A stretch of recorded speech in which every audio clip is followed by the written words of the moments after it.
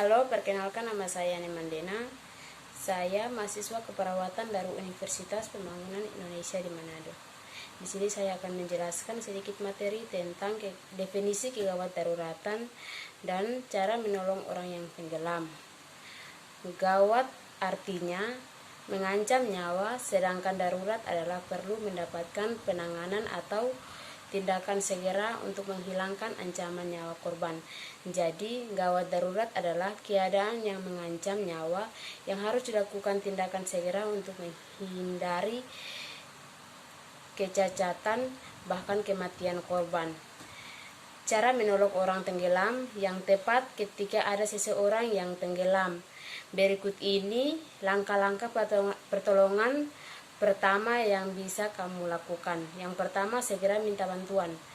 Hal yang paling pertama yang perlu kamu lakukan bisa melihat ada seseorang tenggelam adalah berteriak untuk menarik perhatian orang lain yang ada di sekitar kamu.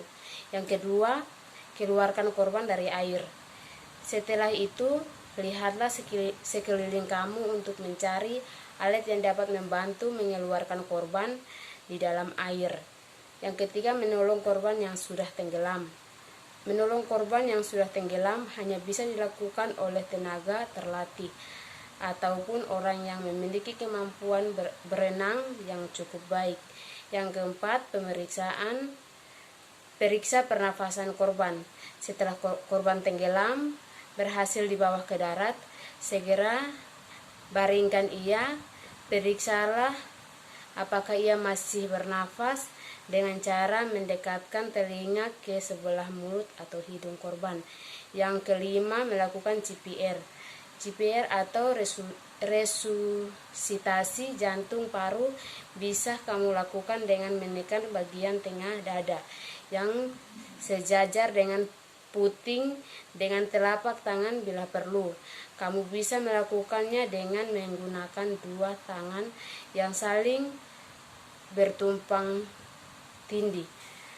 Selanjutnya saya akan melakukan teknik pemeriksaan jalan nafas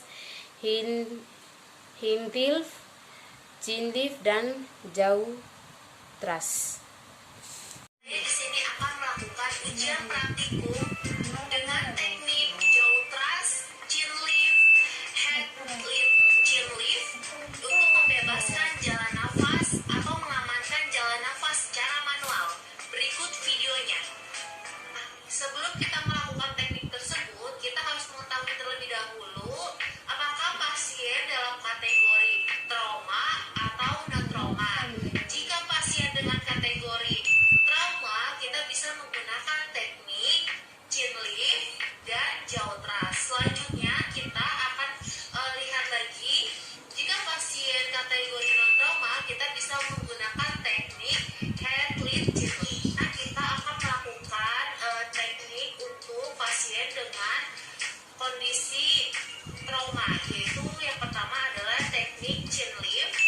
Kita cukup memegang dahi pasien tanpa mengangkat kepalanya atau menekan kepalanya atau hiperekstensi.